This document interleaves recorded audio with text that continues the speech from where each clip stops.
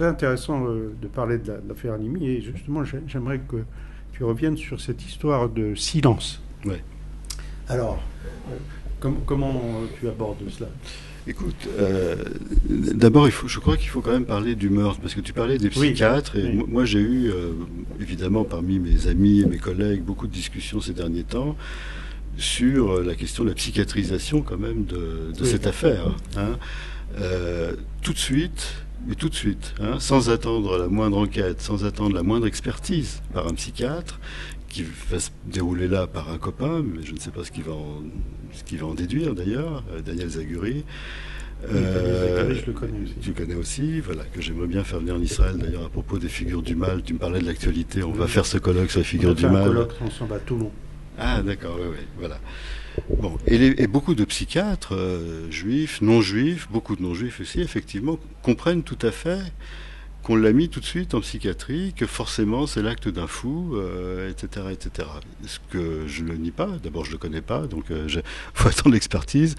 D'abord, qu'est-ce que c'est que d'être fou, je ne sais pas, mais en tout cas, bon, mais peu importe. Mais c'est comme si les psychiatres avaient oublié le b.a.-ba de ce qu'ils normalement ont dû apprendre, c'est-à-dire ce que c'est que la psychologie de masse, ce que c'est la psychologie de foule, ce que c'est que la contagion, ce que c'est que, etc., etc. Hein.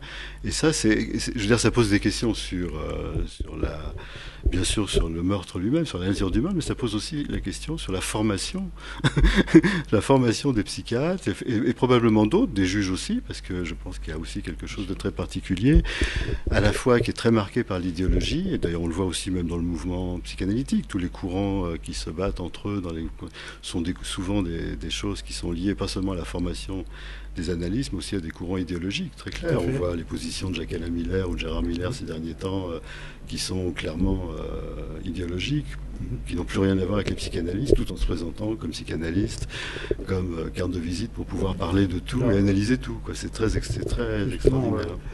J'ai écrit à des amis psychiatres en France et je leur ai dit en ce moment donc la psychiatrie entre guillemets je les mets entre guillemets est utilisée pour caractériser la pathologie d'un terroriste.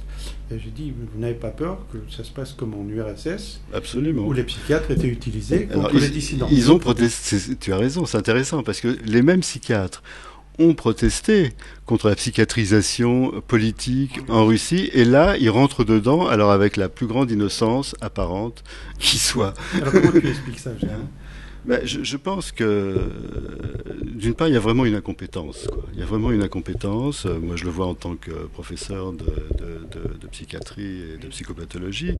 Je crois qu'il y a une indigence dans la formation, dans l'enseignement, qui est quand même assez extraordinaire. Les gens n'ont pas lu simplement Freud. Je ne dis pas qu'il faut lire que Freud, mais déjà Freud, quand il parle de la psychologie collective. Et je crois que c'est très intéressant par rapport, quand même, on touche à la question de l'antisémitisme là, puisque si on a le temps et qu'on revient à Freud, il faut revenir sur l'homme Moïse et le monothéisme, où il parle quand même là très clairement de ce qu'est l'antisémitisme à partir de la réaction au caractère juif, à la construction psychologique des juifs. Il parle déjà de l'antisémitisme chrétien très clairement, d'où il vient. Il parle déjà de l'antisémitisme de l'islam très clairement, à partir de leurs modalités différentes de transmission, de leurs modalités différentes d'identification, la façon dont ils considèrent différemment effectivement leur rapport à l'origine, etc. Donc je crois que c'est très intéressant. Et qu'est-ce qu'il dit quand même là-dedans, comme dans Psychologie collective, c'est qu'au fond, l'individu perd, tout individu, qu'il soit fou ou pas fou, perd son individualité dans la foule, et que l'islam particulièrement, d'ailleurs le revendique, la foule arabe particulièrement, la Oumma, a un fonctionnement de foule qui est lié, encore une fois on y reviendra métapsychologiquement si on a le temps, sur la formation même, sur les fondations même de l'islam et les modalités de transmission à la fois d'une génération à l'autre et à la fois du savoir, du corpus. Hein.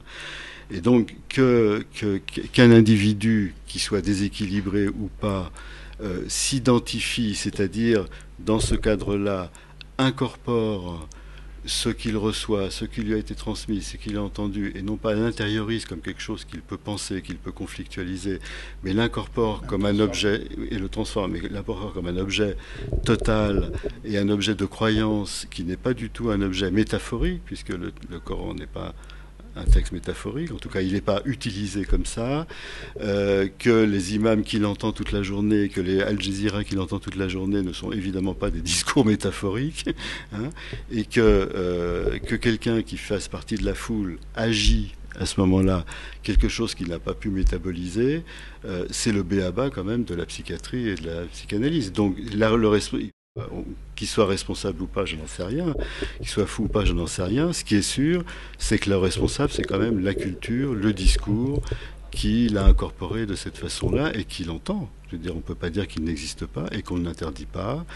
Et je pense que les psychiatres sont aussi idéologues que les autres, en tout cas en France, ils sont très politisés. Je pense qu'ils ont avant tout le souci de ne pas toucher à l'islam, de ne pas toucher pas seulement aux islamistes, quand on parle d'islamisme, parce qu'on parle de terrorisme, on dit, on dit très peu souvent terrorisme islamiste. Les seuls qui l'ont dit, c'est Manuel Valls, comme politique, il l'a payé cher, à mon avis.